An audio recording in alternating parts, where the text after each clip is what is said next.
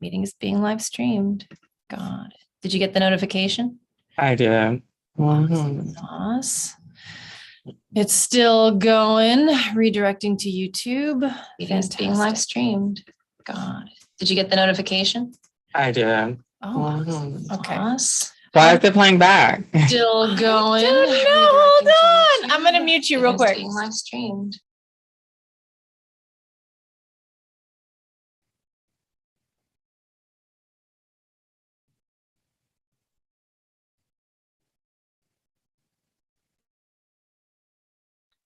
Okay, great. So I have turned the YouTube volume down. So now, yeah, so that's all it was, is that my browser was super loud. As you can see, this is my first time. Girl, there's a pandemic outside, girl. It's like... There is. It's not gone. It's not gone. Thank you. Okay. Woo! Technical difficulties. We are good now. Hey, y'all. Welcome to Origin Stories. I'm Regina Aquino, your host. And Origin Stories is where I believe that immigrant and people of color creatives are superheroes in our society, saving the world through creation. And this podcast will be getting to the heart of their origins, their ancestry, their personal history here in the US, and learning how all of it informs their work. I posit that perhaps by understanding cultural history, we can see our shared humanity and move forward together towards liberation. Last week was my very first podcast where I interviewed myself to try and sort of understand the format and the questions, but this is my inaugural podcast with a guest. And I am so unbelievably thrilled that my inaugural guest is Lady Dane Figueroa Edidi, who is an absolute star, and I have known for so many years, but I absolutely love. She is an author of the Black Trans Prayer Book. She's an accomplished playwright. Well, I edited that one. I edited that. I do have some pieces in it, but I edited that with J. Mason III, but I do have 14 other books published. 14 other books published. Okay, so she is an author. We've established that. She's also a Helen Hayes Award-winning playwright, an accomplished actor, and as well as a choreographer who works all over the country. I'm sure there are many other things that Dane does, but the way that we work with each other pretty regularly, more than with acting and choreography, is as activists. Dane is a community leader here in Washington, D.C., and I would say nationwide, advocating for all communities of color as well as the trans community. I am so lucky to be able to share space with her. I consider her my mentor in so many ways, and my personal history leading me to this podcast would not have happened without Dane's nurturing and guidance and belief and friendship and love. So it was only appropriate that I ask her to be my first guest, and I am so thrilled that she's here. So yeah, I'm gonna try and get my excitement under control, but yeah, I guess what we can do is we can just go ahead and start with the questions. But yes, again, thank you so much for joining us here at Origin Stories, from past to present, there to here, ancestors to us. We talk about what moves artists through creation and towards liberation.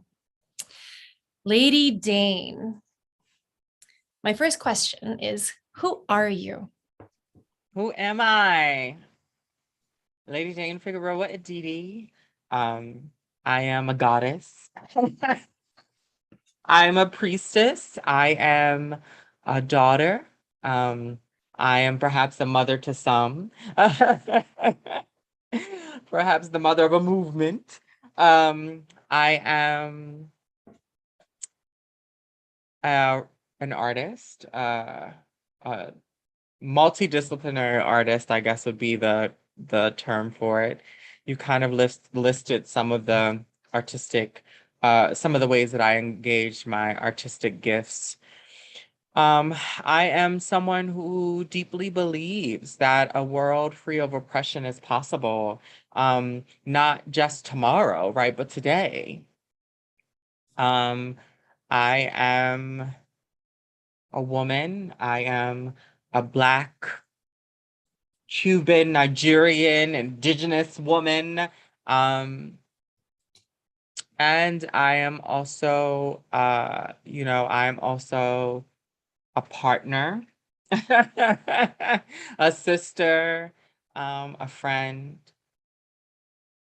Yeah, yeah. A I'm a mentor. goddess. You are you are a mentor, a nurturer of souls, a goddess. Absolutely. You are music and sunlight and all of the beautiful things. So, what is your creative? What do you create? I know that we mentioned some of the disciplines, but what is it that you seek to create?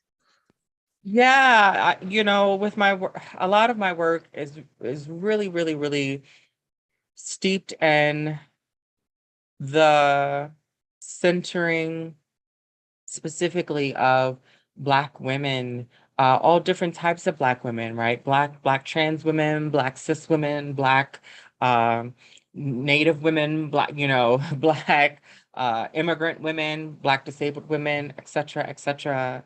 Um, and and by extension, as I truly believe that because Black people, there are Black folks all around the globe. I really do believe that the stories of Black people are universal stories, um, even though, even though, um, not not everyone is invited to comment on everything that happens within the Black community. I'll say that. But I do believe that I grew up around amazing Black women, specifically um, artists, advocates, folks who went and worked the desk job, all those types of things. And that the women in my family were all artists in some kind of way, and they used art to relate to the world. And that even though not all of them chose to make art their profession, they helped to nurture within me my own um, my own love of art, which I was born with. And so as I think about the work that I create, I think that like my work really it helps folks to imagine a world in which Black women are allowed uh, to be all of who they are. The work that I create particularly um, centers and celebrates Black trans women. Um, and and I oftentimes create worlds around those Black trans women, communities around those Black trans women in my work that are loving and affirming and care about and folks care about them and understand that Black trans people are essential to the survival of humanity. Um, and that world free of oppression is possible, but certainly not without Black trans women. Um, Black trans women oftentimes will be the leaders um, of that world. Black trans women will be centered in that world and celebrated. And some of our Black trans folks have created architecture for what that world could possibly look like. And so, yeah, I create work in which Black women are allowed to explore their rage, and are given space to hold systems of oppression accountable, as well as those who perpetuate them accountable. Um, yeah. So as I think about, I essentially also think that in some of my work, especially, there are moments that demonstrate the solidarity and in the ways in which several different types of communities are able to be in solidarity with one another. You read one of my plays in which that kind of happens. And also I create work that invites us to really that invites us to heal and to recognize that the violence that was done to us, it was not our fault. Um, and that we have a right to prioritize that healing. We have a right to heal that trauma, and to love ourselves, all of ourselves. Whew. Wow. It's there's so much there. And it's amazing how I can, just listening to you speak and thinking back to the experience that I had last week where I was going through these questions.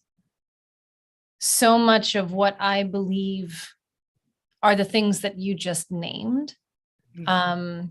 The fact that the violence and the trauma that was done to us is not what we deserve or our fault, and that so much of your work is centering on healing and uplifting the most vulnerable. And you are the one person in the world who has really made me understand that there is no liberation for anyone unless the most vulnerable is liberated and protected. And that is at the core of everything that I do. So if there's ever any proof that you are creating that world, I think that people like me are living examples of the work that you do. So it's an honor to just like witness and listen to your intentions.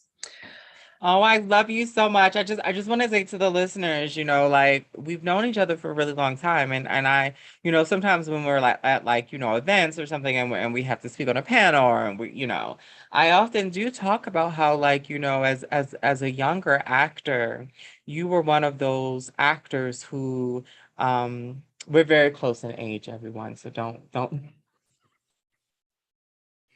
think that Regina is like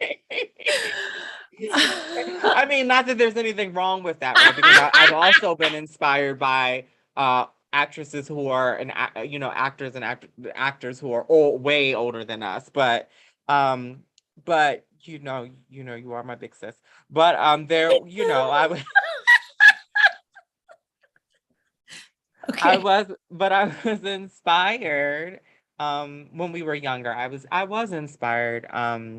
You were one of those artistic inspirations of people who, how we have artistic inspirations of people who, like, might be in Hollywood who we don't know, or might be on Broadway who we don't know, or might be in regional theater who we don't know, right? Who we can't touch and be in relationship with, and in a very interpersonal way. But it's like you were someone who I knew, right? Like you were someone who we were at parties together. You were um it was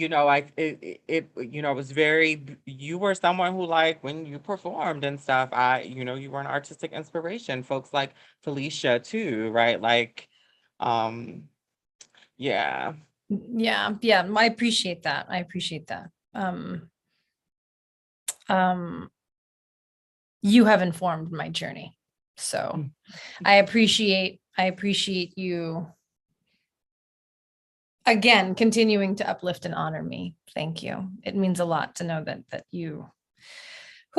I have affected you as well. But we're going to talk about you today. Okay. So I'm sorry, what is your cultural heritage? Okay, my cultural heritage. So my mama is Cuban and indigenous.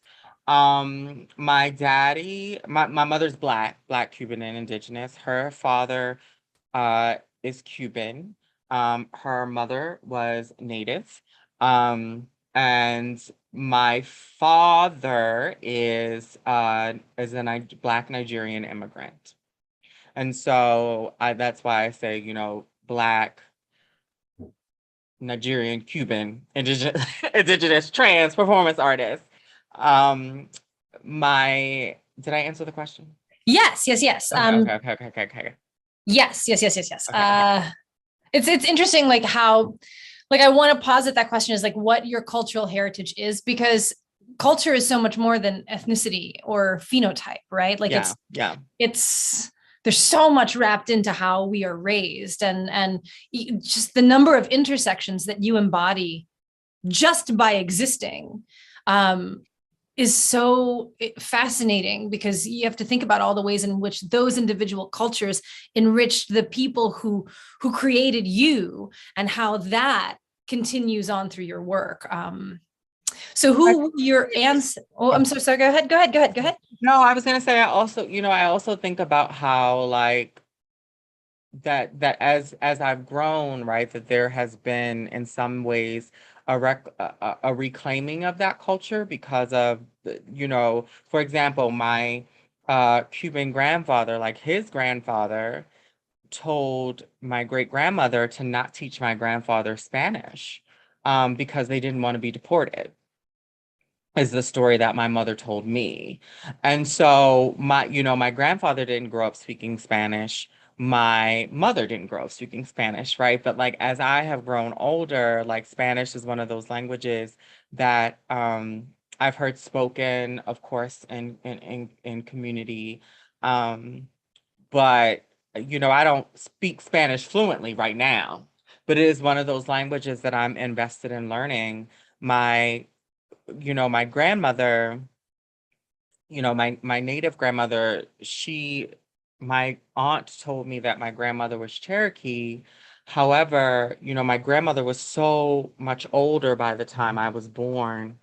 Um, and that it's one of those things that like, if anyone who's young on the podcast, who's listening, like if your elders are loving, let me be clear, if your elders are loving and they're still with us, like maybe sit down with your elders and ask them questions. Like now that I'm older, there's so many questions that I have um that when I was younger, sometimes when you're younger, you don't think that your grandparents are gonna transition to the next life, right? And so there are some things that I would have liked to ask her. And I oftentimes in my work, I say indigenous versus putting like Cherokee, for example, like on my bio, because I'm not registered with the tribe, right? Like I'm not registered with the tribe. And any practices, whether they're from Cuba or, they are native practices or they're from Africa, like those practices were oftentimes, um, those practices came up in times like if someone was sick, someone would do like a thing, right? And it's like, what are you doing, right? Like, why are you using them herbs like that, right? Or like if someone or putting certain objects in certain places in the house, like all of these ways that even when people are not necessarily directly connected, and when I say directly connected, I mean like can go to the to the tribal elder and ask a question, that some of those things still linger and the DNA of those born from there. And so um that happened a lot growing up, like looking back at certain things that were said or were done or stories that were told to me, and then being like, oh, that's where the origin of that story comes from. Or oh, so there is certainly a certain type of connection, even when um, even when you can't always pinpoint it.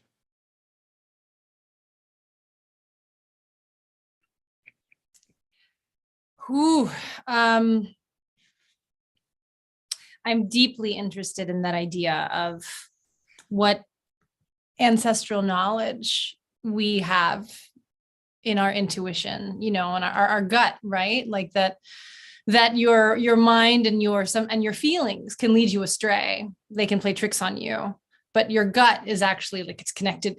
It's your stomach. It's your bacteria, and it's connected to, like, everything is informed by your actual body and physiology versus your mind or perception or how someone else is affecting you. And that's what, like, your gut will never lead you wrong. And that idea of not just having ancestral trauma passed down to us, but ancestral knowledge, like how much of our gut is just our lived experience versus ancestral experience.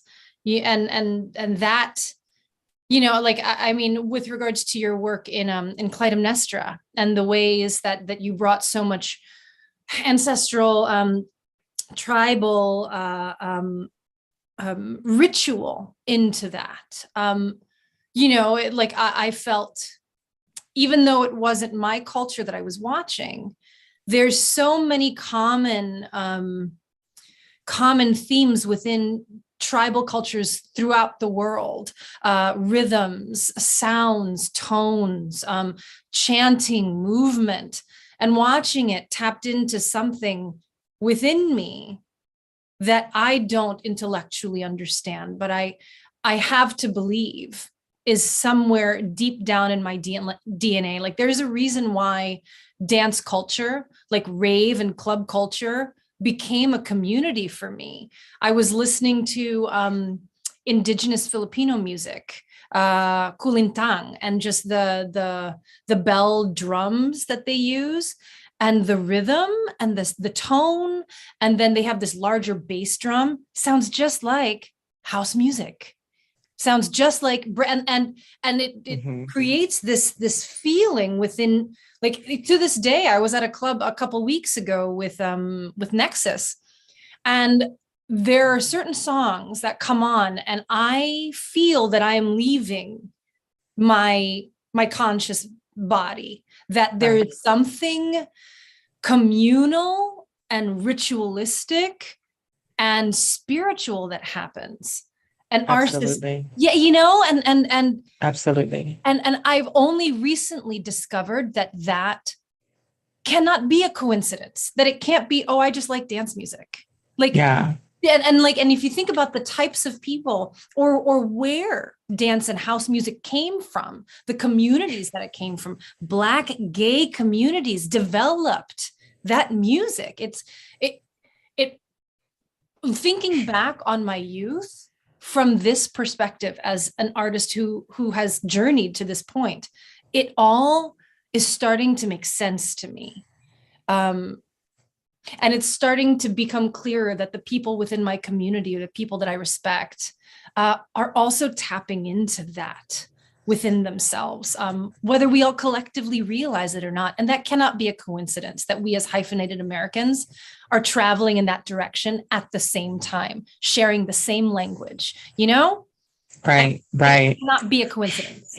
I mean, I think that, you know, you know, when you, it's so interesting because when you talk about, like, you're like, oh, you know, your culture wasn't in Clytemnestra, but I do think that, I think that there probably were parts of your culture that was in Clytemnestra.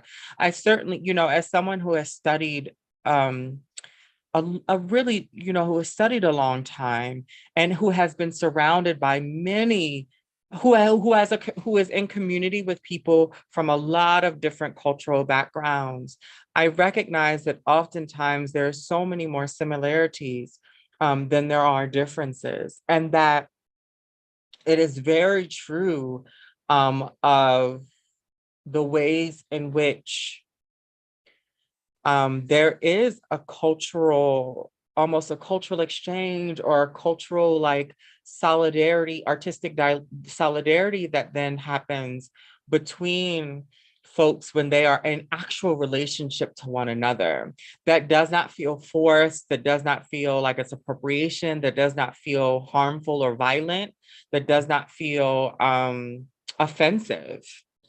And that especially when we talk about the drum, almost every culture has the drum, has a spirit of the drum in it. And we certainly cannot ignore the fact that indigenous cultures around the world, right, like have a relationship to music that is not secular. That music is a spiritual, it is a part of our spiritual connection to the divine, right, to the you know the spirit, as well as to ourselves and each other. And that there, you know, there is healing in music, there is a shoring up of the warrior spirit in music, there is there sometimes is a release in music.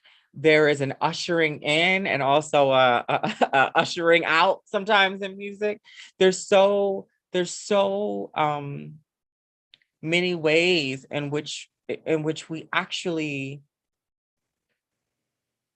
in which music especially is such a universal way of engaging, and not and not in this very like hippy dippy kind of, well yes, and kind of in that way, right, where it's like music is universal, right, like everyone can understand music, and even if you can't understand the language, right, like you can feel the spirit, which is true, yes, but it's deeper than that. It's deeper than that. It is that our shared ancestry, right? Who were African people, right? Like we're people from the African continent, understood the power of music and the gift of it. And I think in the modern era, some people try to pretend like they don't understand the power or the gift of it. And part of that pretense, I believe, is about trying to ignore the ways that our ancestors did also pass on, ways for us to cope in healthy ways, or and heal in healthy ways, and etc. And a lot of those, and also be in relationship to one another in healthy ways. And some of those things that help us imagine that beyond trauma, beyond the violence, beyond colonization, is art, and especially music. I mean, let's leave alone dance, or like even how we dress, singing, like music and singing and chanting, and how, the modern practice of intellectualizing music and like talking, like how did something that is born from us as individuals, how has that become something that can be gate kept, and like, well, you know how patriarchy. Well, yes, of course, but like patriarchy, white supremacy. Well, and like the commodification of every beautiful thing, and creating hierarchies and structures and limiting access. Yes, and like I cannot, like, it's, the more I look at the commonalities of culture, like when I think about it, you're Cuban, we were colonized by the same people along the line somewhere, but the Philippines, which is still named after, a Spanish king of the colonizer, there was a massive, it's part of the Austronesian phenotype group, and that came from Africa through India, went to Australia, and then all over Polynesia and the Philippines and Southeast Asia. Of course, there are commonalities, and not even just genetically, but of course, living in tropical, hot, exposed to the sun places, we have similar ancestral costume. And I didn't realize, as a Filipino American who's so far removed from my tribal knowledge, we had hair wraps. There are tribes who have hair wraps. They tie their hair in knots and they wear hair wraps everywhere to protect their hair from the sun while they're working, doing all of, like, when they're out in the fields, they have their hair up in wraps.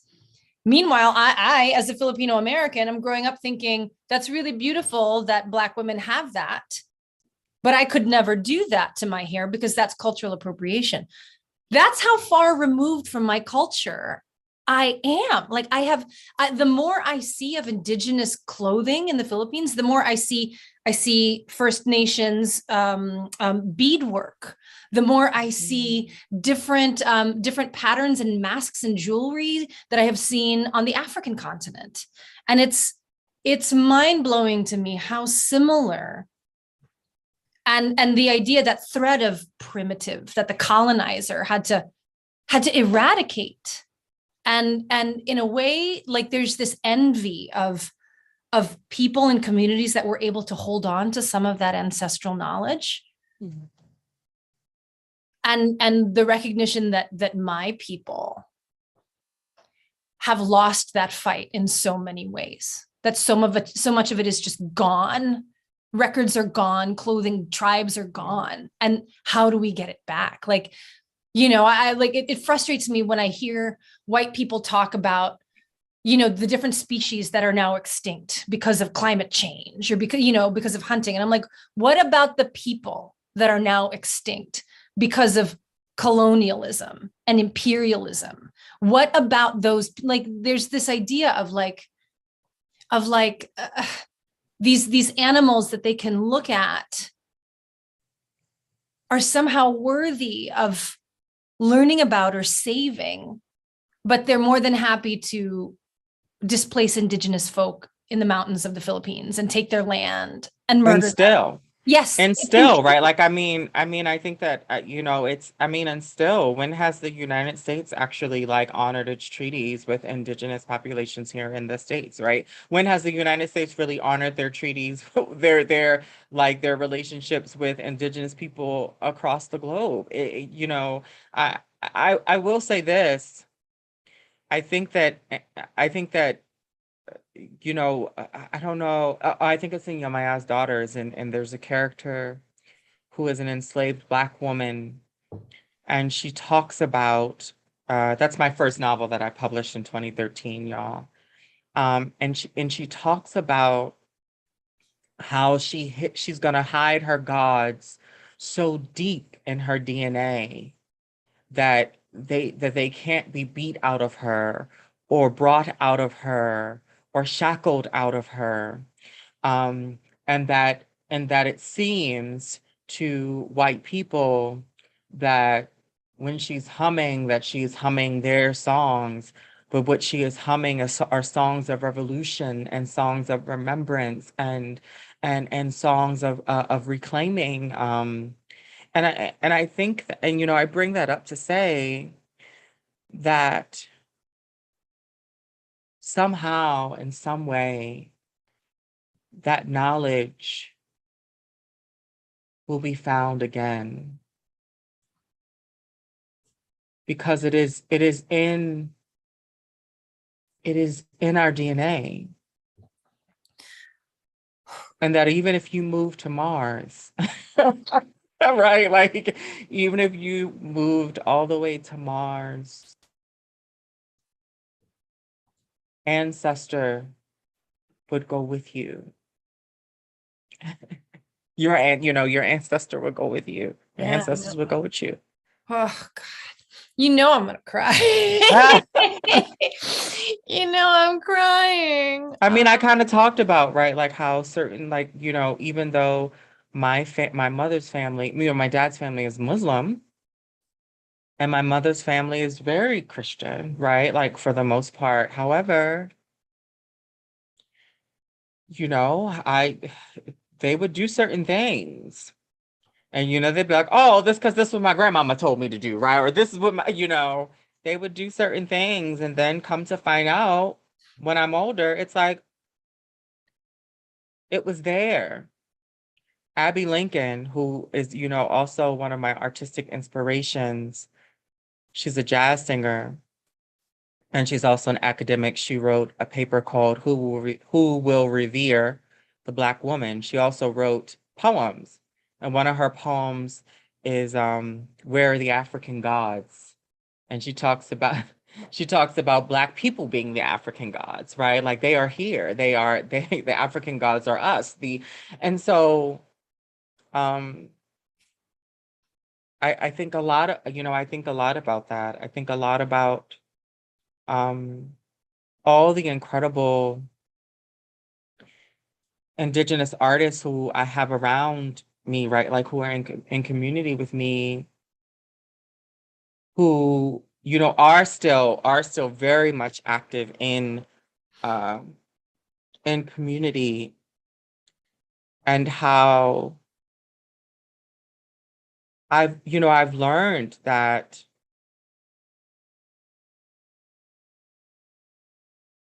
we did survive. We survived. And and some of those folks are from different, it's from a different, lineage than mine. Um, but we are here. And there are people, particularly in the Philippines, Gina Rosaro is one of my sisters. She's one of those people who has made it one of her jobs to care about, to teach about, to explore and to celebrate Indigenous cultures and peoples of the Philippines, right? And what we also find when we pull back the veil that colonization has tried to place on the world is that gender expansive people have always been here. And sometimes there were gods who were gender expansive, and there were spirits in cultures that were gender expansive. So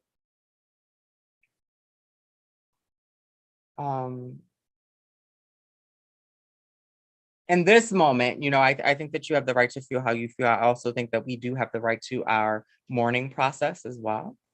And what I'm about to say is not to deny that, right? Like not to deny that very real mourning process that sometimes has to happen. Well, I don't want to say when I say has to happen, what I mean is not necessarily that the violence that happened to us had to happen, because I don't believe that we have to suffer in order to be all of who we are. Mm-hmm. Okay. But that, like, sometimes when that violence has happened, in order to move forward or to heal, there's a mourning that takes place, and that mourning is there to really help us get to the other side. Sure. And so, like, there is another side for you as well. It might take a little bit more work. It might take a little bit more time. As I've grown older, I've also been learning patience. And when I say patience, I don't necessarily mean patience for people who have a lot of access and privilege and can actually like make the world a better place, and can actually like make and like actually like help facilitate the world being liberated. Sure. I mean, okay, let's be clear, because sometimes you say these things and I think that, those folks think that you're talking about them, and it's like, no, I am not talking to you, wealthy white cishet man, right, who is on Capitol Hill. I'm talking to Black, Brown, and Indigenous people. right. That patience with yourself and that compassion with yourself is sometimes a reminder, and it's something that I learned as I grew older, and also as my elders have aged. And that's sometimes some of those stories that, that when I'm thinking about writing a new play, or I'm thinking about writing a book, or I'm thinking about, trying to connect the dots between X, Y, and Z, sometimes their memories are what their memories are now as they age. Right, right. And Right. so it requires a different patience and a different. Whew. Yes, yes, yes. Because often, like, it's very hard to get facts out of nostalgia, out of Yeah. memory, and memories change over time. Memories change over based on the experiences that we have throughout our lives. All of those things. Yes, just that idea of patience.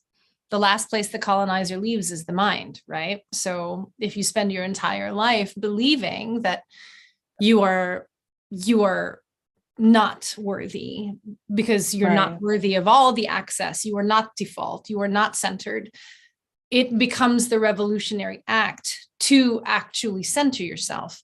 But that requires bravery and Right. fortitude, and it requires the willingness to let go of the comfort of the system in which we are already embedded.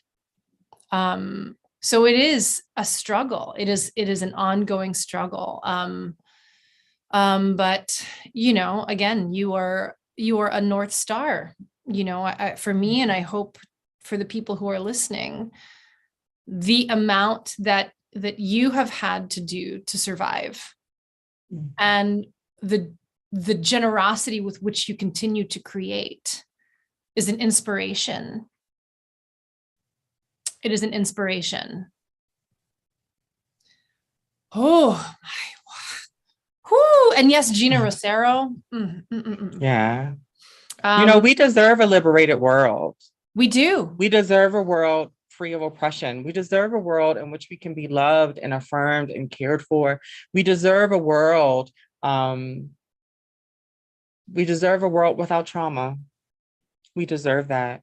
Um, Especially and particularly Black, Brown, and Indigenous people. Right. Let me say that. Especially and particularly. We deserve joy and love and peace and compassion. We deserve those things. And the idea of a liberated mind, Absolutely. a liberated mind, a liberated spirit. I mean, we're thinking about gender expansive deities. There are multiple gender expansive deities in Filipino mythology. In fact, I believe the deity of the moon is either a third gender or two spirit, has sometimes been depicted as trans, and their partner was a man.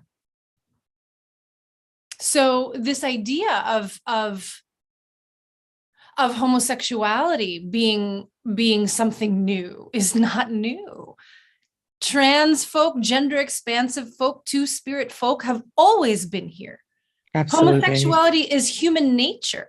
There is no that binary, the idea of pansexuality is human nature. All of these things are not modern creations. And it's this idea that we have to intellectualize who we are in order to categorize and separate and therefore dominate.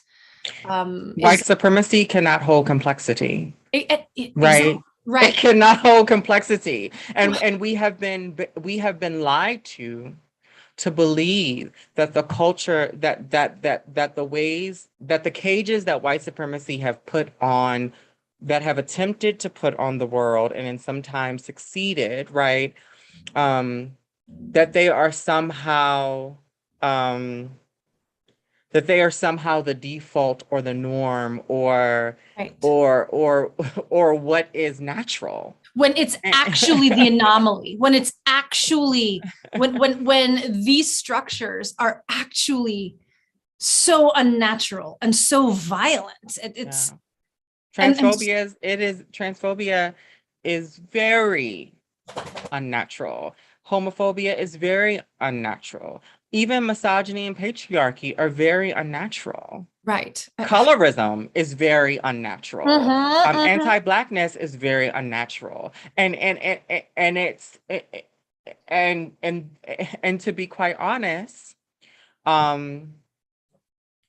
it is why that's why they had to use violence in order to try to make it stick. But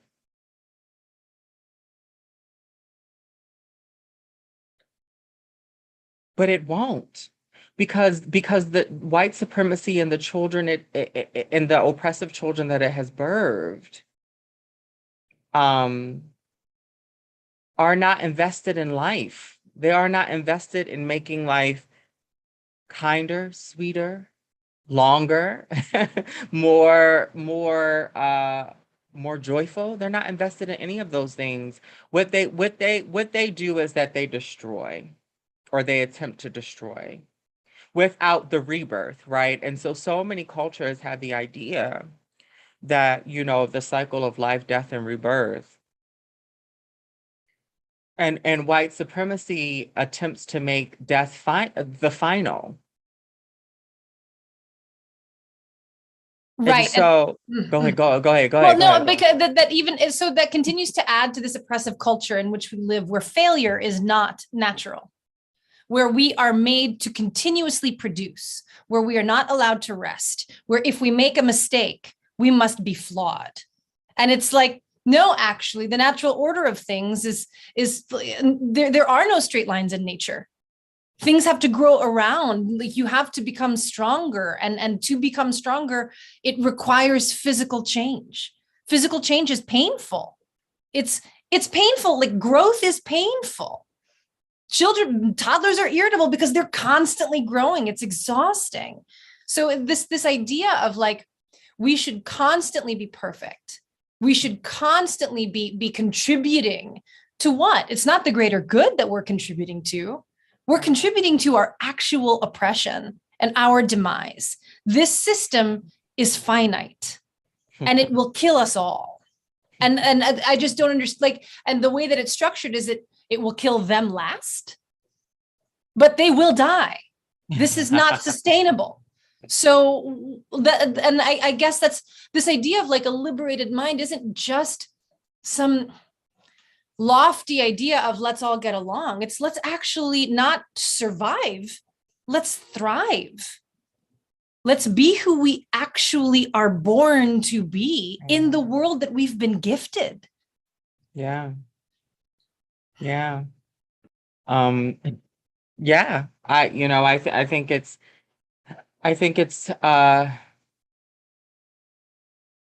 important to also recognize, right, that that Black, brown, and indigenous people have been using what I call the expansive imagination, um, before white people even knew um, how to walk upright.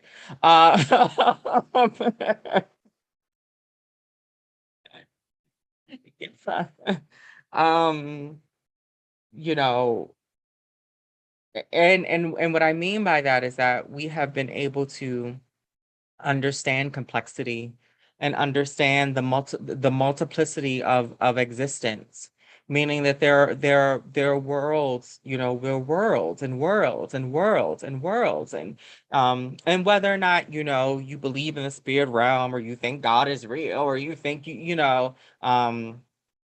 or that there is that we we can actually visualize a future for ourselves that is liberated, that is beyond what we have been told by colonization and white supremacy is possible. And so, when I hear the US government, for example, say something is impossible, it's like, no, say it's inconvenient. Because then saying it's inconvenient actually calls into question your moral character. Right. Yes. And it's not, it would not be serving of their moral high ground, which they have to have over their moral superiority, to admit that they have priorities in terms of who they want to serve. Yeah, no, I hear all that. I hear all that. I'm looking at the clock and we're pushing 45 minutes. So Oh, okay. I I know, I mean, was like, I we could go told for you, the full hour if we we can wanted go for the to. full hour. I know that I told you, I was like, we will be done in half an hour. And I mean, I should have known better than that.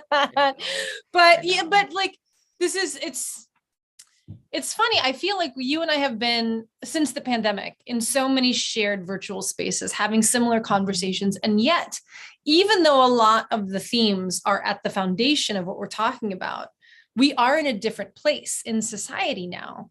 And you and I are different human beings than we were at the beginning of the pandemic, right? Like, and it's just very interesting how the concept, the idea that like I am, and I am definitely much further on my healing journey than I was at the beginning of the pandemic. I actually think that I'm on it.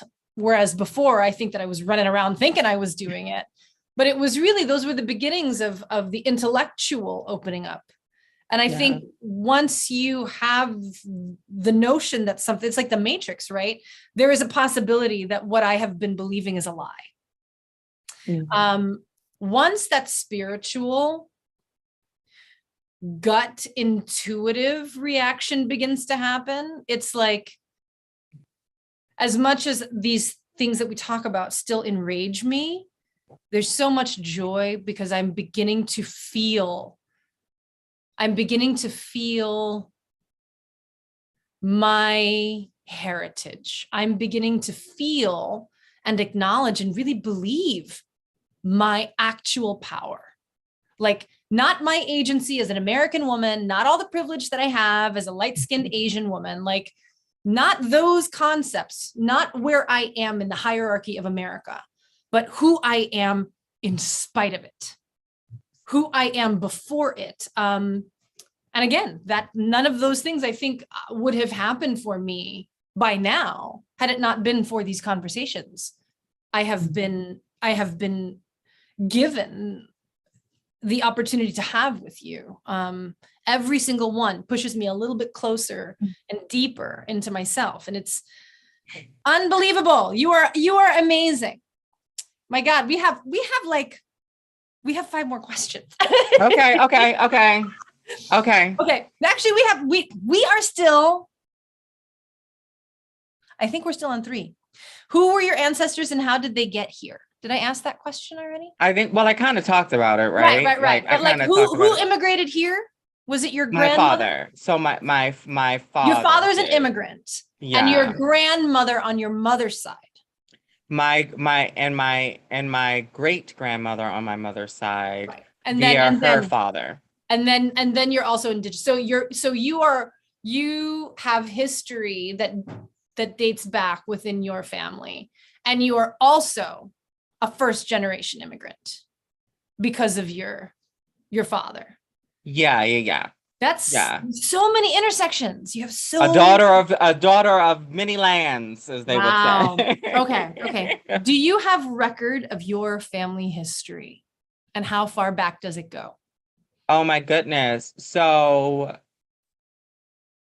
I'm gonna say I don't know. A lot of when I talk about, when I'm writing my Baltimore cycle plays, right, and I'm actually like, you kind of experience this in the rehearsal room, right, with me, and I'm like telling a story about my family. A lot of these stories are oral history that have been passed down. There are like, I have managed to like get a photo of my indigenous grandmother. So I have a photo of her. And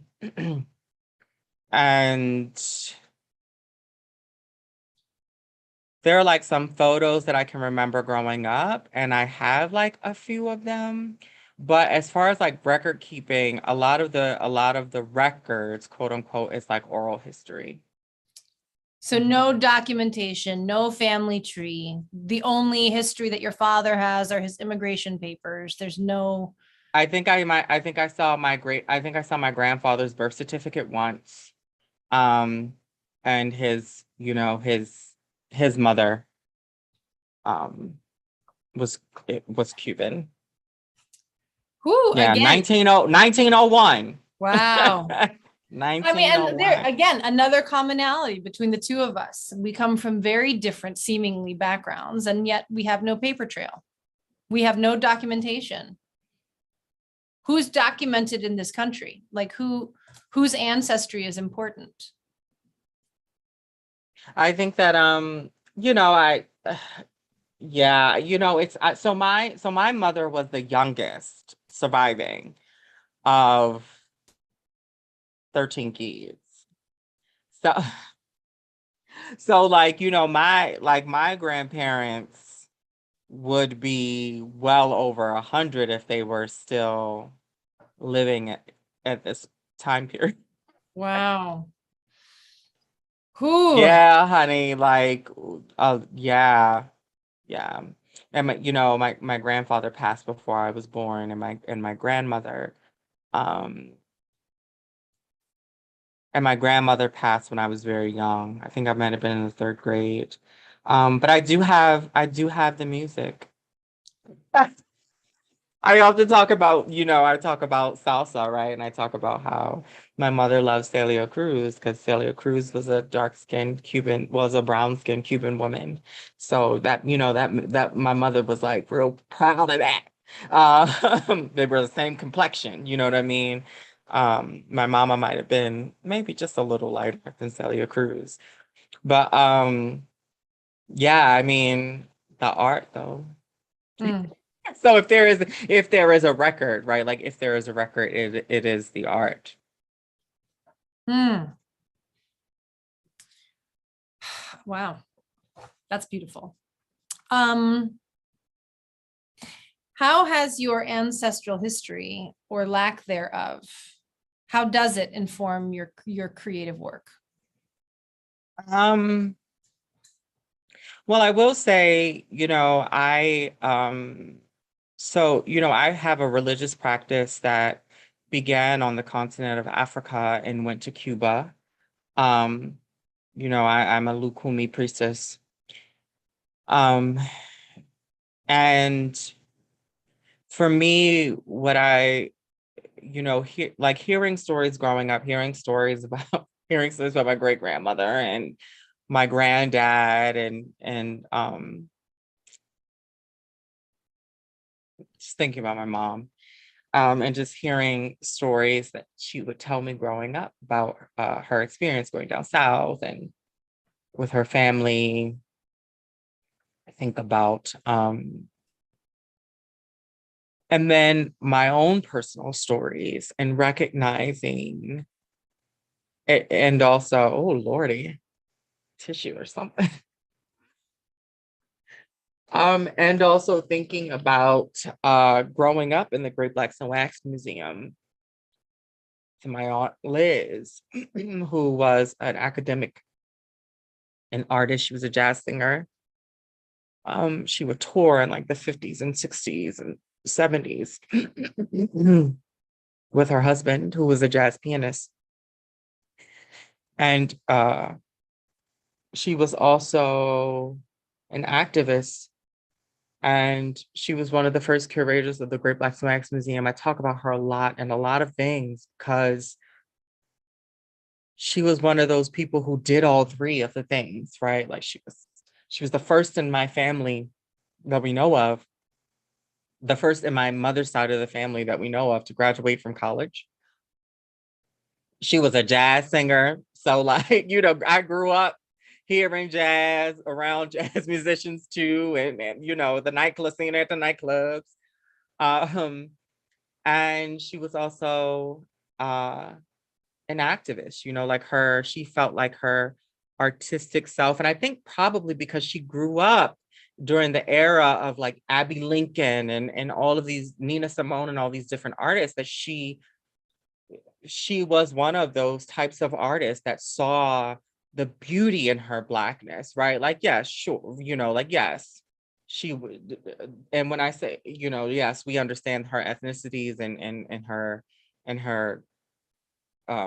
the community she had inherited a part of, but she knew that like even in all of those things, that Blackness, that she was a Black woman. And that Black was beautiful. And so I was a kid, and I grew up in the Great Blacks and Wax Museum, and I saw monuments of greatness to Black people throughout history. And my aunt would, she'd put books in front of me and she'd say, you got to remember who you are, and you have to, because the education system ain't gonna try to teach you all of those things, and ain't gonna try to teach you how to love yourself. So you gotta get the tools that you need to learn that, right? Like, that was her whole thing. And she would put these books in front of me about these Black people throughout history. She would put these books in front of me about the ways that this country treated Native people. She would put these books in front of me that told me about the true history of this country, and also how beautiful we are. And as I grew up, I was like, I recognized that some of the violence that are affecting our communities now, and not just the Black community, the indigenous folks, Asian folks, like immigrants, etc., that the roots of that violence was deep. And it went back hundreds, if not thousands of years. And so how does one say, yes, we need to talk about interpersonal violence, and we need to hold people accountable for the way they engage in the ways in which they perpetuate interpersonal violence. And also, there is a system that is in place that has allowed for that violence to not to just flourish, but to be rewarded. And that is the thing that needs to be dismantled. As much as we hold people individually accountable for the violence, that system has to be dismantled.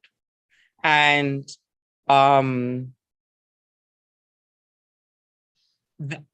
so my story is, when that was my long way of saying, that I'm writing this Baltimore cycle, and my Baltimore cycle is very timey-wimey. And part of it is because, like, the audience then witnesses almost the same types of things that characters go through in one era, going through it in a previous era. And those plays also then say, what is the system that needs to be dismantled in order for all these folks to heal? What is the thing that needs to happen in order for these folks to heal? And so, yeah, I think that answered your question. Yeah, no, absolutely. I think, well, I feel like all of these, so much of what we talk about, like, the questions have been answered throughout. So that's one of the things that has come up even in my gut when going through it myself. I was like, oh, I covered some of these things, and maybe these questions overlap too much. I'm not sure, but I will go back and listen and see. But still, like, I also got new information from that specific question. So there's value, I think. I will be surveying you after the fact. Okay, so now I think this is where I transition into this idea of, like, creatives being superheroes, because so much of what we talked about is your personal mythology. And so, in tying into the idea that we as superheroes all have origin stories, I wanted to know everything, as much as I could find out about you in 45 minutes, that leads to this superhuman Herculean person that you like the efforts and the struggles, like even and just even the things that we're talking about. Like I think that it's important every time we talk about something and talk about interpersonal violence, like all I can think about is what happened at the Oscars, and that being like this microcosm of the perfect example of what it means for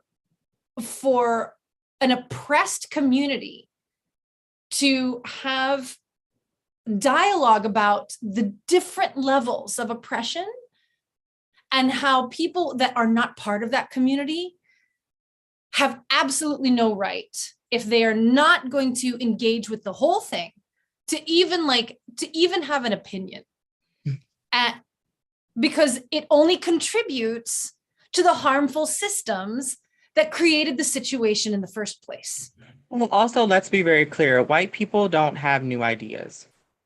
I'm not being shady when I say that, right? Like, I'm not being shady when I say that. What I mean by that is that, like, a lot of times Black, brown, and Indigenous people have already thought about the solution to a problem, have already theorized, written papers about, made art about the thing that happened, right? And then why that thing happened, and then how to fix it so that thing doesn't happen again, right? Like it's like we I'm not being shady to white people in this moment, but firstly, they had nothing new to contribute to the conversation, and they would have lacked the nuance that it took to have the conversation, because we live in a country that actually attempts to have everyone defer to the opinions of white people, and think about how white people would feel about a thing, as opposed to actually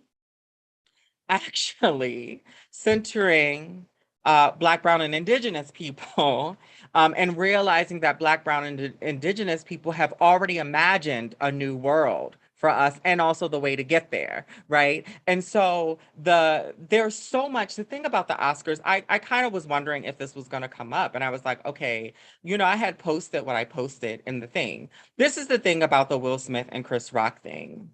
Some folks is team Will Smith, some folks is team Chris, right? Some folks feel that violence is justifiable in very certain circumstances. Some people say violence is never the answer, right? I wanted the conversation to go from using the word violence and actually use the word assault, because there are lots of different types of violence that impacts our communities every day. And so if you really believe that violence is not the answer, I have a secret for you. J.K. Rowling is one of the most violent people, one of the most violent celebrities on Twitter. She has not been banned from Twitter yet. She is super transphobic, and the things that she says on Twitter and how she operates actually has contributed to the violence and oppression that trans people face across the globe. Across the globe, every piece of legislation that is being passed in conservative states in this country that is transphobic and that is targeting trans children, right? Because the object of those legislations is to attempt to try to keep trans children from becoming trans adults, which is a form of genocide. J.K. Rowling's rhetoric contributes to that violence. J.K. Rowling's rhetoric is steeped in transphobic violence that has impacted communities of color specifically throughout time. When white people colonized the world, who do you think they targeted first? They targeted gender expansive folks, what we would now call trans people, two-spirited people, etc., intersex people. They targeted those individuals. So if you really believe that violence is not the answer, you would vote for candidates who actually want to make a world where there is universal health care, where there is a basic universal income for everyone at least, where we do tax the 1% and the wealthy, where there is universal health care. I might have said that already, where everybody has a house, where there is no more war. Like really, if you're about that, and you would stop buying products from people like J.K. Rowling and stop giving them your money. Right. You stop going to go see Fantastic Beasts and all of that and buying all the Harry Potter franchise like stuff. So like when people talk about violence, when they talk about like violence is not the answer, we might need to look at their bank statements. Right. And we might need to look at like whether or not they think they're from some house or some shit. And here, oh shoot, I just cussed. What you might have to please curse. What the fuck? So just reflecting also on like kind of how you started talking, right, about like the pressure cooker. The pressure cooker. The Oscars could have chosen not to perpetuate that joke on Jada Pinkett, on a Black woman.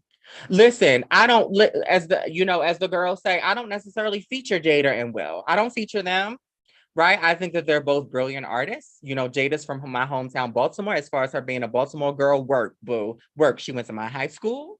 But like, am I like featuring them like that? No. However, the Oscars and also Hollywood, the Hollywood industry itself has a history of being disrespectful to Black, brown, and Indigenous women, especially Black women. And so the culture of Hollywood is part of the problem.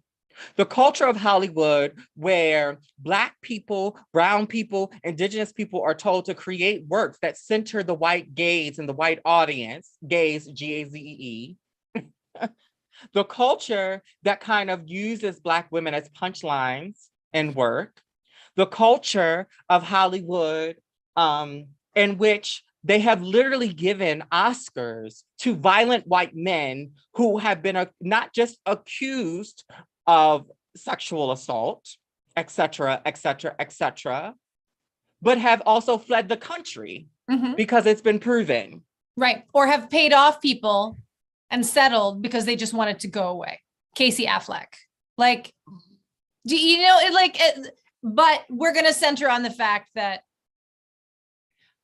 a grown Black man slapped another grown Black man for saying something deeply disrespectful.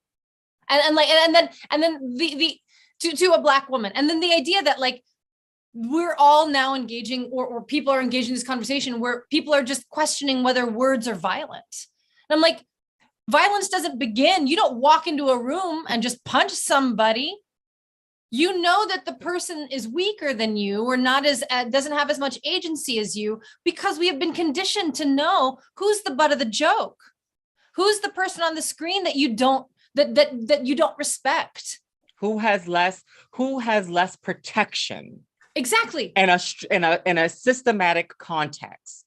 And sis, I love that you said that because it's by design, right? Like white cis het men by design created a system in which they tried to say sticks and stones, right? Like they use the little adage of sticks and stones because they like to do this thing where they actually are engaging in white supremacist rhetoric and engaging in racist rhetoric and engaging in classist rhetoric and engaging in misogynistic rhetoric, but say, oh, I'm just asking the question. Right. So if you frame Devil's it as if advocate. You're just asking the Devil's advocate. Asking the question, right? Like, however, someone who is going to actually like assault someone else takes that little thing and knows the social cues that it's actually not just a question, but it is you are actually giving someone an incentive and a charge to go do violence. So for me, the reason why I said that I don't think that white people need to be in this conversation is because first, it happened between two Black men. That's number one. Number two, whether or not it was Will's ego or it was him defending his wife, it happened between two Black men. Number three, There's a system in Hollywood that tries to create the differences in Black people. And we all know what I mean, because it also happens in the Asian community. It also happens in the Indigenous community. It also happens in the Latino community. Let me say it like that, because some people have issues with the X and the E. It also happens in the disabled community, where those who oftentimes hold or at the top of the white supremacist hierarchical ladder will then say, if you want safety, if you want protection, if you want X, Y, and Z from us, you must make a distinction between the bad folks who are in your community and the good folks. And oftentimes what quote unquote good means is respectable. And we know that respectability politics is not the same thing as liberation. We understand that. We understand that capitalism actually isn't about liberation at all. Capitalism is an economic system that that oftentimes still creates great economic divides. It's finite. And so years ago, when Chris Rock said some really, really messed up stuff about Jada and Will when they boycotted the Oscars, right? Like, that is where it actually began. Mm-hmm. That is where it actually was, oh, they are the troublemakers, and Chris Rock is, quote unquote, one of the good ones. And that is not going to bring Black liberation. I just talked about the trans bills, right? We don't talk about enough how white cis gay men, specifically, their whole strategy was built off of the work and the advocacy of Black trans women specifically, and that they made a choice in the 90s to say to Black trans people, to say to the trans community of color, oh, we'll be back for you, but right now we want to focus on gay marriage. And they villainized trans people so that they could get their rights. This tactic is old, it is tired, it is late as, let me not cuss. It's late. We know what it is. And while I'm still here, number 4, how dare these people sit there, make movies that talk about, oh, there can be compassion for people because they can change in the 1950s and the 1960s. Talk about, oh, celebrate, the Black guy who, when that white woman called the police on him in the park, and celebrate that he forgave her, right? Like, celebrate those types of things, and then have no compassion for this Black man who has had to endure time and time and time again a group people attacking him and his wife, not because she did anything wrong, but because they can't understand that there are actually some people who are polyamorous and have open marriages and are so secure in their relationships that someone actually having another romantic, their wife or their husband or their partner having a romantic relationship with another person does not affect them. I am not saying that polyamory is for everybody. I'm not saying that open relationships are for everybody. I'm in a monogamous relationship. I'm not saying it's for everybody, but what I am saying is that it seems to work for them. And people villainize Jada. So I also saw people saying that she controls him. In what world? Will Smith is a millionaire. In what world is he being controlled by Jada Pinkett? Enough is enough. Enough is enough. Listen, I am also someone who is a survivor of physical violence. I'm a survivor, I understand. However, there are systems in place in which Black women were already disrespected by the Academy. And it didn't just start this year. That allowed for the joke to happen that wasn't funny, that was ableist as fuck. Oh gosh, I keep cussing, child. No, please keep cussing. That was ableist. And that specifically targeted a Black woman who was just sitting there supporting her husband. Listen, I would not have made the choice in that moment that Will Smith has made. I worked very hard and very long in my life so that the first impulse isn't to knock somebody upside the head. Because I'm from Baltimore, and I think sometimes people, Will is from Philly. Jada Pinkett is from Baltimore, and they from the hood. I know where Jada Pinkett from. I have worked very long and very hard so that my first impulse would be to think before throwing fist. Very long and very hard. So I probably would not have made the choice in that moment that Will Smith had made. However, comedy is not just comedy. When we talk about the history of comedy, comedians come from the art of court gestures, making fun of the nobility. They punched up. I am not saying that Jada Pinkett or Will Smith will lose anything from this incident. I'm not saying that like Jada Pinkett is somehow so pristine and so above accountability that either one of them are above accountability, that like she's so delicate that she, however, enough is enough. I had to go through a whole year with certain people saying to me that it's just jokes when I was talking about Dave Chappelle. I am sick and tired of people saying, you know what, I'm not sick and tired, I'm angry. Let me say it like that, because you got to be clear with the universe.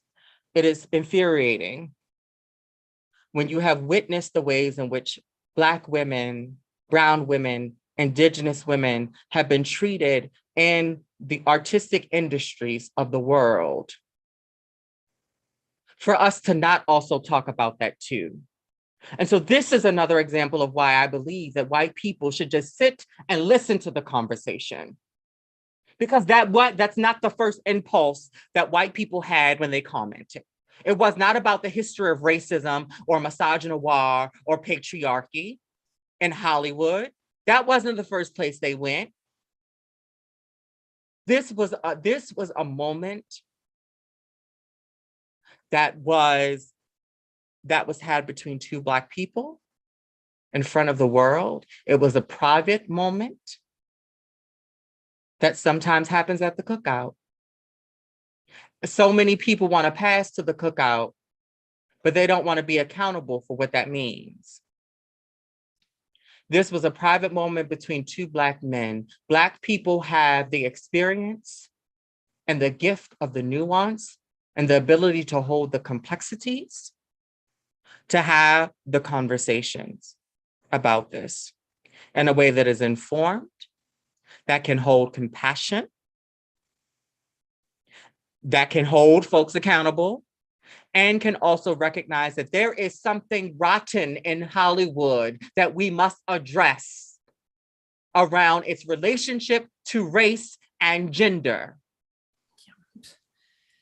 Ooh, thank you, Mike.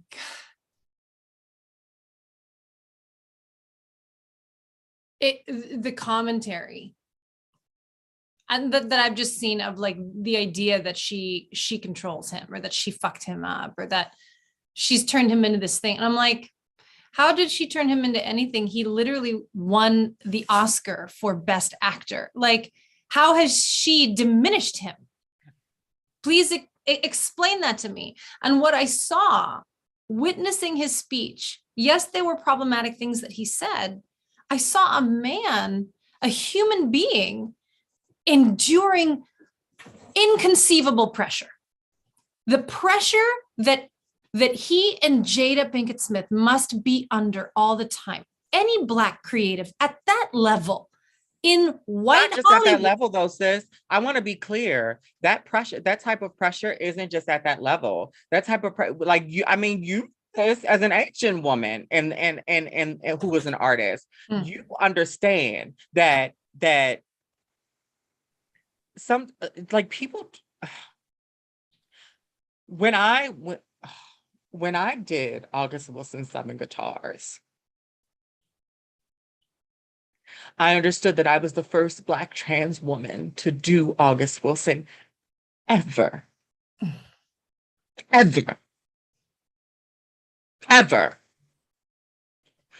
And while I am confident in my gifts as an actor, while I understand I am brilliant, because of the ways that Black trans artists, especially in this country, are scrutinized, while we watch Kristen Stewart go from being a terrible actor in the Twilight franchise to now being like celebrated for her role as Diane, Princess Diana. And she was given that space because she's white and because she's cisgendered. However, I knew that that that that I had to be great as Ruby, not just good, not just okay, but great, because I was setting a precedent. And Tazewell Thompson took a chance on me. And the level of scrutiny that's on Black women, Black trans women, is high. And so it's not just Jada Pinkett. Sure. It's not just Will Smith. You know, folks might not be millionaires yet, right? But that was something I've thought about. Yeah. And I normally don't worry about fucking reviews. I often don't worry about them. Right. But I read every last one of them. Mm-hmm. Yeah. Because I knew that if I did great as Ruby, it would actually open up the doors for other Black trans women to be even considered to do an August Wilson play. And I understand that I am a phenomenal actor. I understand that, you know, I am one of those actors who, you know, I'll probably win an Oscar or Tony, all like lots of them, right? Like, I get it. And also the level of scrutiny. Yeah. Mm. So,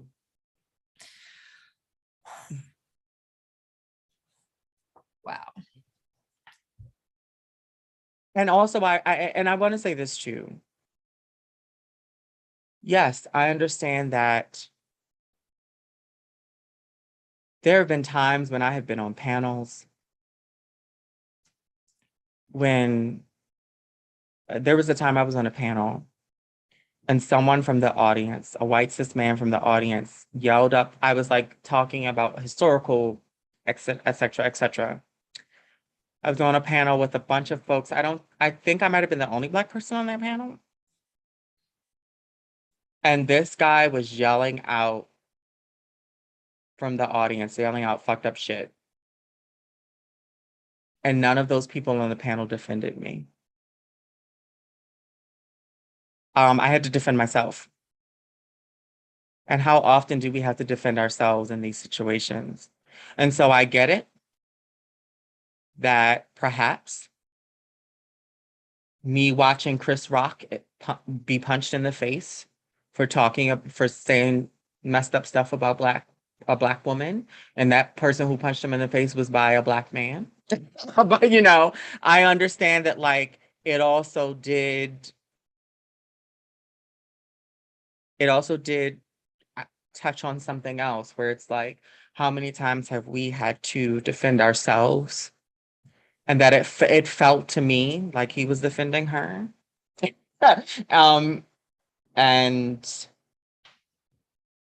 and so I understand that, you know, some of my not being bothered by what happened is because of that too. Is because Black trans women have endured a whole few years of Dave Chappelle making very transphobic and harmful jokes about trans people, and And I think he's still got like 2 more Netflix specials on Netflix, like coming up, like, you know what I'm saying? And how people, I think I might have made a status where I said, I remember when some of my dead sisters were told the lie that their lives were less important than a joke. Enough is enough. Enough is enough. Comedians have to also meet the time.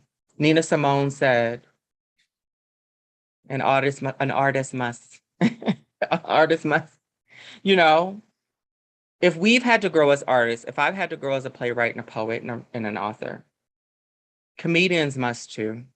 Right. Enough is enough. Yes, absolutely. Absolutely. Because that's the thing.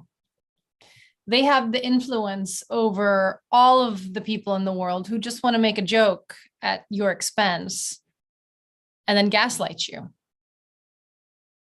I mean, they're setting that precedent, right? But there are plenty of liberal white women who completely understand rape jokes are not acceptable because they lead to misogyny. And that leads to actual violence against women. Right. However, when it comes to Black trans women, Dave Chappelle's just joking. So for me, like, it's the hypocrisy. It's the hypocrisy of people who are also finding themselves within groups that are attacked and made fun of. And it's always the white folk. Congress just passed a whole bill about Black women's hair. Yeah. Because like I don't know if your listeners know, but like Black people used to be fired for wearing braids, afro, like wearing their hair, how Black people wear their hair, right? Like people used to be fired from their jobs. Oh yeah, I used to work for Hyatt Corporation. I used to work in the human resources department. I used to be the fucking recruiter. And there was a whole guideline on what was acceptable for people in terms of their hair. And that, like, you could not have braids. You could not have your natural hair out. You couldn't have an afro. So what are Black women supposed to do? They expected every Black woman to have their hair somehow in a bun or to straighten it. And so Chris Rock could have made a different joke too. Yeah, no, he could have made a different joke. And I read somewhere that it wasn't scripted, that much of what he did say was scripted, but with regards to the comment that he made specifically about Jada's hair, he went off script there. So he made the choice. He saw her sitting in the front row and in one breath said, "I love you." And in the second breath, made fun of her appearance for the entire world. That's not love. That's not love. But also that's the trickery, right? Like that's the insidious nature of the conversation around using the word violence or assault or do words really harm, right? Like that's the insidious nature of the history of that because because they will say, "I'm not racist," and then say something racist, or then vote for a racist congressperson, or vote for legislation that is racist, that specifically like harms communities of color. They will say, "I'm not racist," pass a bill that's supposed to be Stop Asian Hate, and yet still sit at the table of white supremacists, go on white supremacist shows, be at white supremacist rallies. It's insidious, right? So like his whole, like, he loves her. It's like, I mean, let me not say that in this space right now. That's a conversation we can have offline. A lot of us have heard, I will say this, a lot of us have heard "I love you" from people who have done things that may not have necessarily been in our best interest. Yeah. So love is also a verb. it's interesting that there are all of these people hypothesizing that he must be an abusive partner because he was violent in that moment, without recognizing the violence of that. I love you. Let me make fun of you in front of everybody. Right. Like, right. Everything not for play. Is like you can't argue one thing and not apply it to everybody. Everybody, everything, all of that stuff ain't for play. I mean, you from PG County, so you know what I'm talking about when I say that. Everything not for play. Yeah, people That's why you know. That's why you don't say things like your mama. Right. When you arguing with somebody, because you know everything not for play. No, I have been stolen the mouth. I know what the fuck that is. And I have stole people in the mouth too. I have met some bitches. I have told bitches, I will meet you in the Taco Bell parking lot by Forestville Mall after school, bitch. And then they go snitch to the dean. Then I'm like, I better not see you. People. I better not see you. Yeah, you just see me in front of Forestville Mall, ready. I was just ready. I was ready to hit somebody. That's why folks don't say. That's why folks don't say your mama, because like folks know there's certain things that's not for play. Like, that's just, it is what it is. I probably would have made a different choice than what Will made. But like, this is the thing. That's the choice he made. And honestly, I don't understand why people love to say shit like fuck around and find out. Chris Rock fucked around and he found out. And literally all these people who love to say fuck around and find out are like, oh my God, violence is not the answer. That was so wrong. I'm like, you better not ever say fuck around and find out again then, please. Like, because you're not going to do it. Or are you allowed to hit somebody in the face if they say some fucked up shit to your wife? But he's not. Like, explain it to me in a way that makes sense.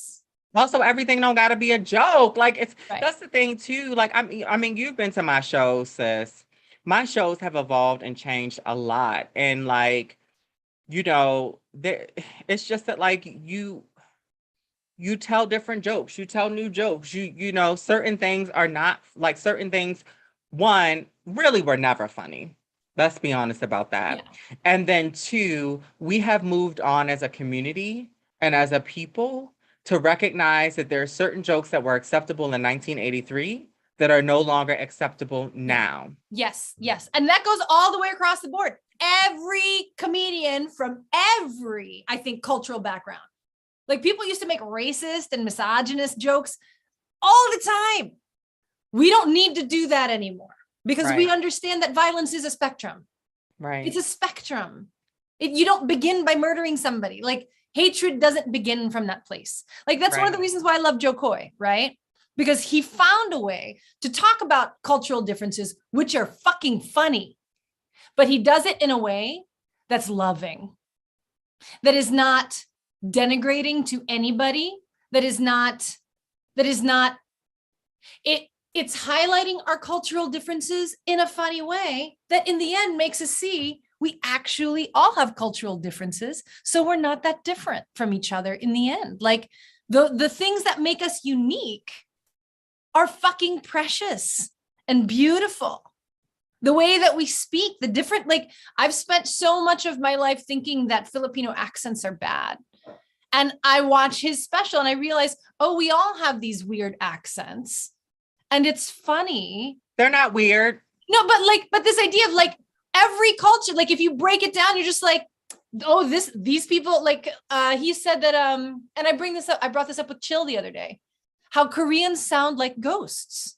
And the way that they intonate, he was just like, I never realized. And Chill's like, oh my God, that's true. And it's only a comedian can see how to just use the words to describe it in a way that's funny without making it sound bad.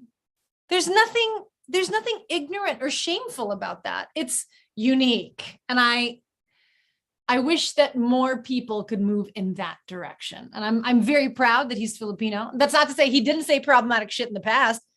I'm sure he has. And I'm sure he may say problematic shit in the future. But like the idea that we can also believe in restorative justice, that we can be human beings and make mistakes and own those mistakes and move forward, versus watching people in positions of power like Chappelle being held accountable by a community and claiming that he's just joke, like not taking any account, that very white supremacist default of like, you just don't seem to understand. You all don't understand. And just because you don't understand, I don't have to change. There were back-to-back murders of Black trans women recently. Back-to-back murders of Black trans women recently. And like,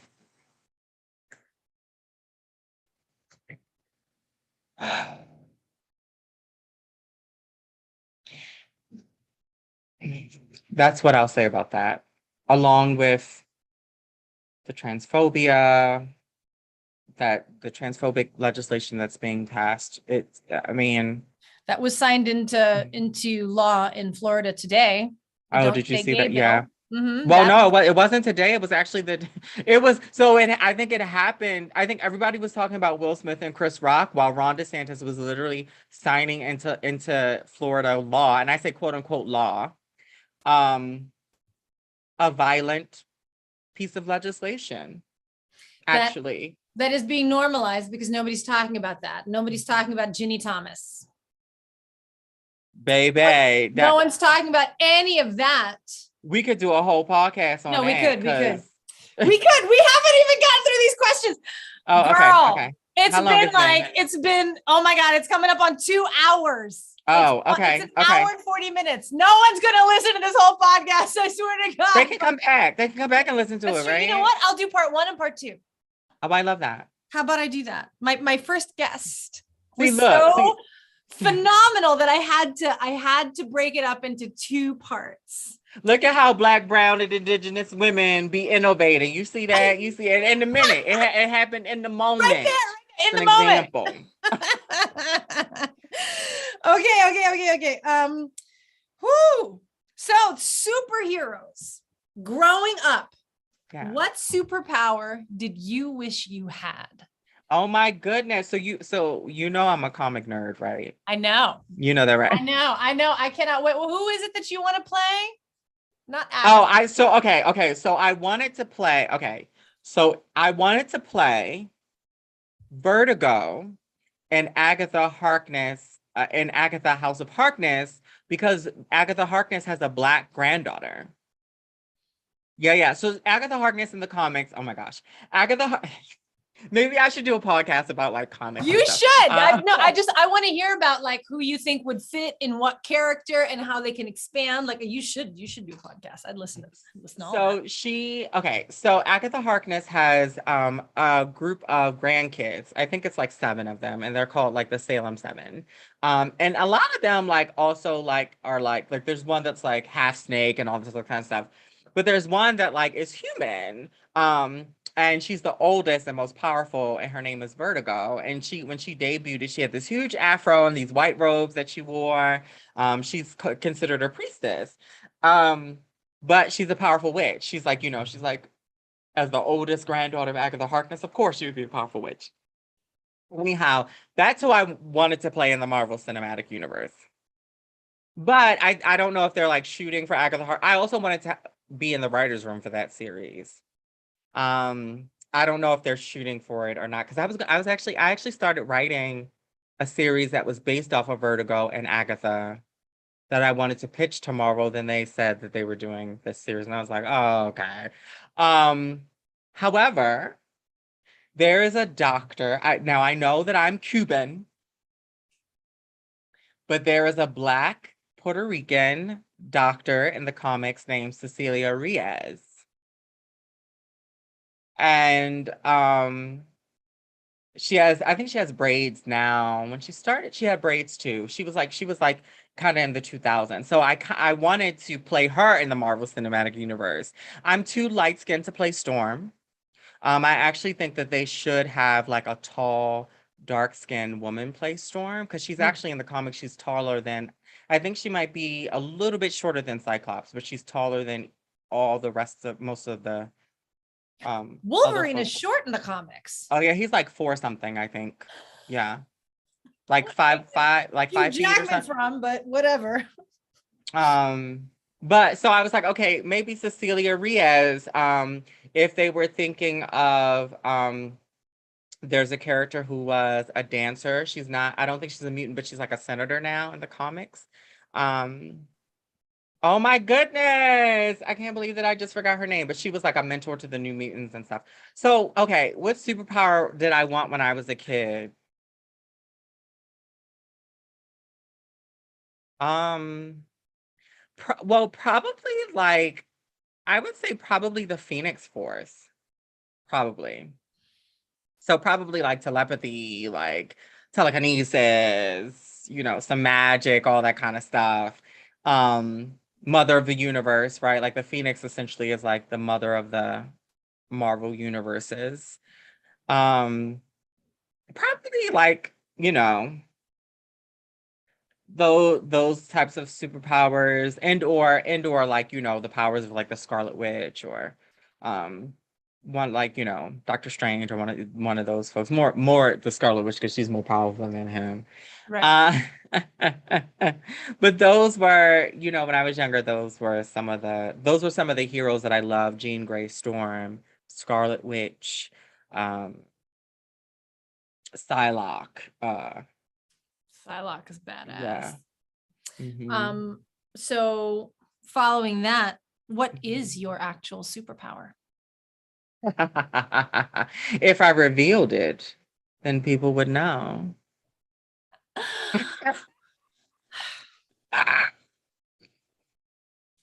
Okay. Or I should say, if I revealed them, then people would know. Ah. Wow, that's not an answer I So was. I won't be revealing them. Oh my gosh. What do I do? So my next question is, what do you want to do with your superpower? Make a world that is steeped in Black trans liberation.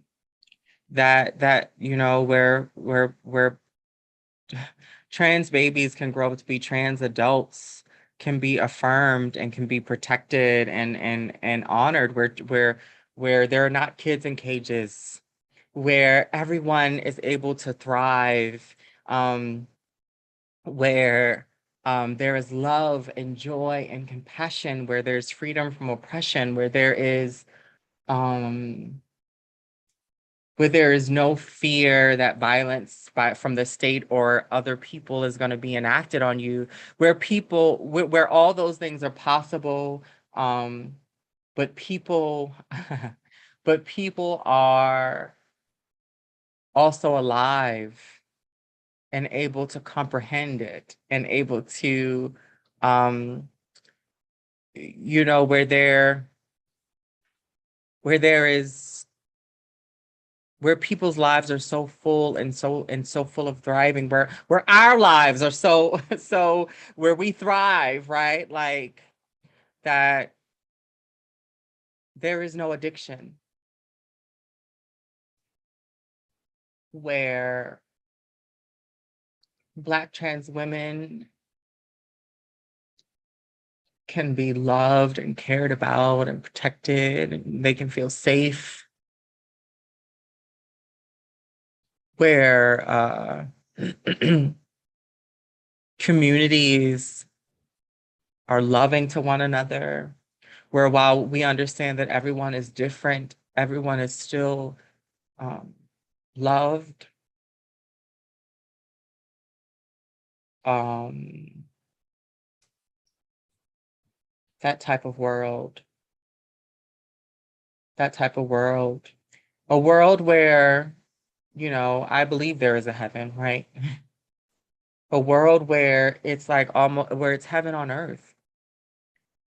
And that when people fall asleep to pass on to the other side, it's almost as if they just literally like fell asleep and woke up again. That folks go from one that it's like going from one heaven to the other.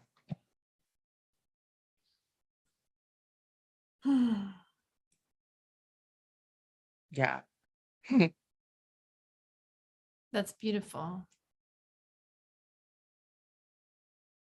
If there's anyone that can make that a reality, it's you. And it can't be done without you.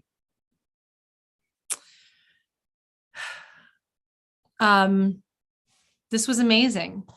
I got through my questions. I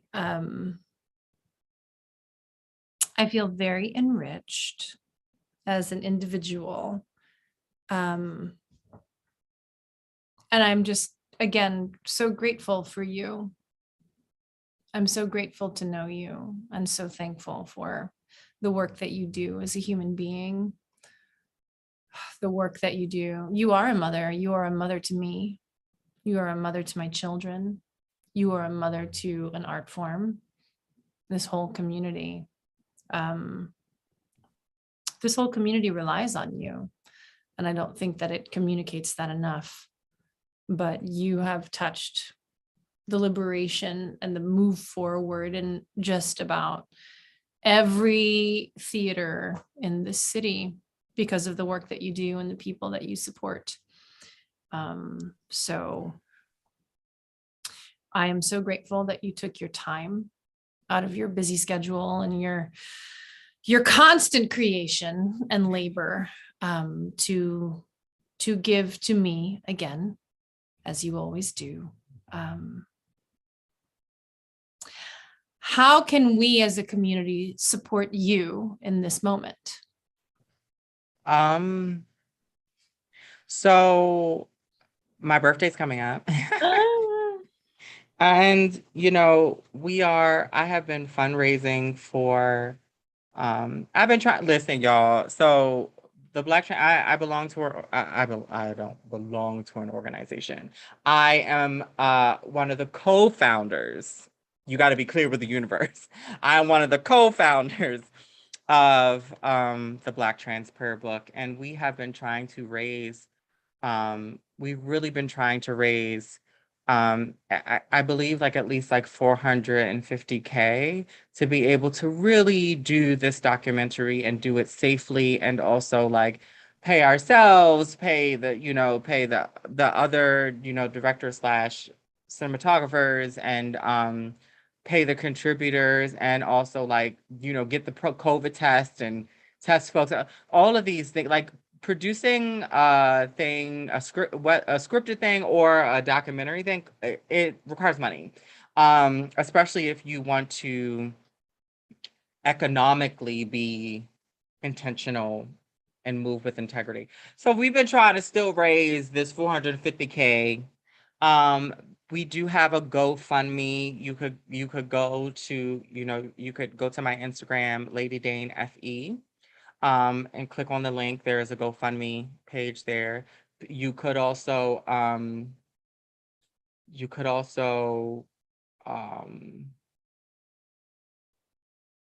go to the Black Trans Prayer Book website, and there is a the blacktransprayerbook.org, and you can click on the link, and you can donate to the GoFundMe, and you can say like, put like a little note like Regina's podcast, or like Dane on Regina's podcast, put a little note on it.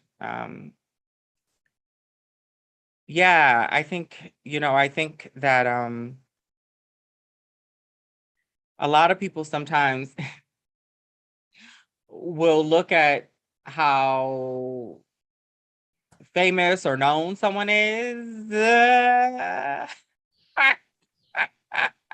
and not understand that folks still got to eat. And Right. I hear that. So I definitely want to help you fundraise on your GoFundMe. We can go to the Black Trans Prayer Book website, where there will be a link to the GoFundMe where we can contribute to the goal of $450,000. Do you know where you're at right now? Hold on, let me look at my phone.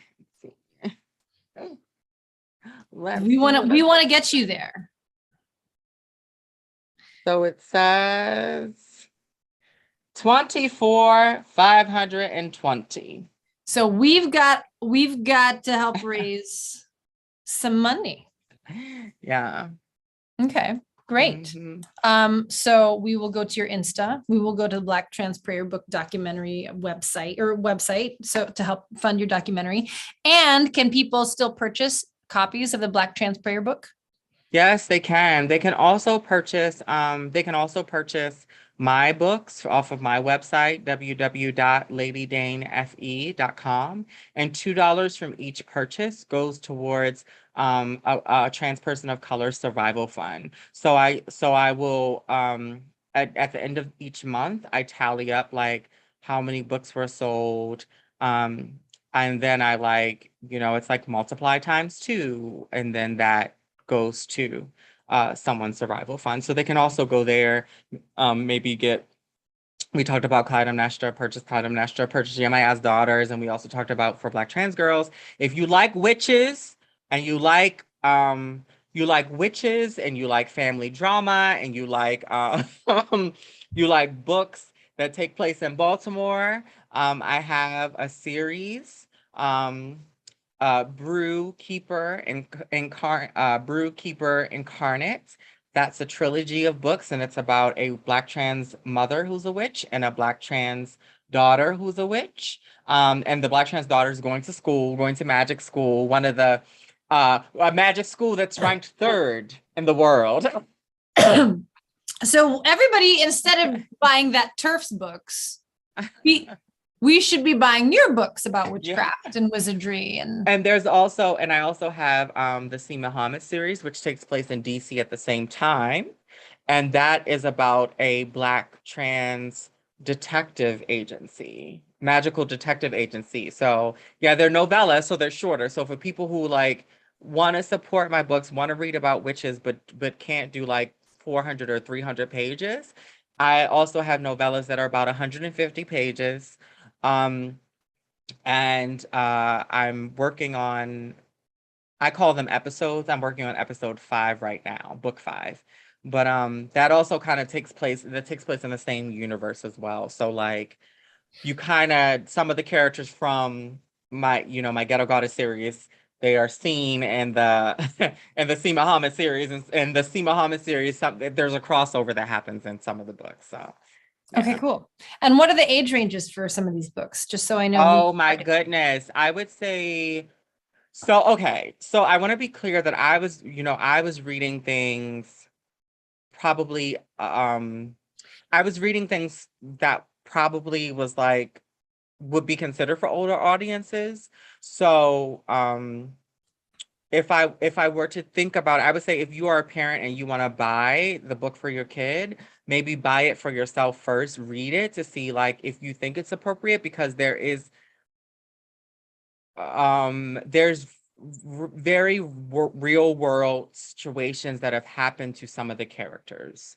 Okay. And so I would say maybe 15, 16 and older for as far as readers are concerned. However, I understand that I was reading these types of books when I was a kid. Yeah, for sure. Yes. Okay, great. That's very helpful. But they might not be appropriate for children, just so people know, especially the C. Muhammad series. It's real grown. It's real grown. So. Okay, great. Good to know. How many 14 publications you've got? 14, I think. Yeah, I think 14. Yeah, I think Clytemnestra was no. My book of I wrote some thoughts down and some did some poetry. It's called The Infrastructure of a Nation. I wrote that in reflection to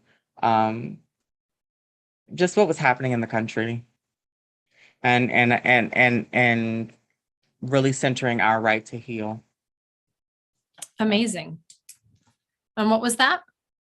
That's called Infrastructure of a Nation. Got it. Mm-hmm. Thank you. Amazing. You are prolific and amazing and awarded and multiple nominated, and just so the idea of accomplishment in this capitalist society is a warped one, but the effort with which you have put forth your spirit and your intellect and your love is awe-inspiring. You are formidable, and I am grateful for you, and I can't thank you enough, and I can't wait to support you online and continue to support your work. I know that you have a production coming up next season. Oh, I do. Ghostwriter. Yeah. Yes, at Rep Finally. Stage, which I'm super excited about. You wrote that. Are you starring in it too? Yeah. Amazing. I play Ruby in Act 1 and Rebecca in Act 2. Yeah. So, listeners, not only can you read all of Dane's amazing thoughts and creativity, you can go see her perform her own words at Rep Stage next season. Lady Dane Figueroa Edidi, thank you so much for joining me as my inaugural guest here on Origin Stories. Thank you for having me on the show. There's so much joy in our sisterhood. There's so much love and intention in our sisterhood. And so also thank you for that. Thank you for being my sister. Yeah, thank you, sis. You're the best. Listeners, I hope I hope you're able to keep your minds together and hold on to all those thoughts. I will have links in the YouTube and on Instagram and on Twitter. And I encourage you to support Lady Dane in all of her efforts, as well as continue, if you haven't already started, but continue to advocate for the trans community that is actively being attacked in this country at the moment. Every voice matters, and I appreciate you listening. And yeah, this is Regina Aquino with Origin Stories. Thank you so much. Thank you, sis. Love you. Love you. Okay.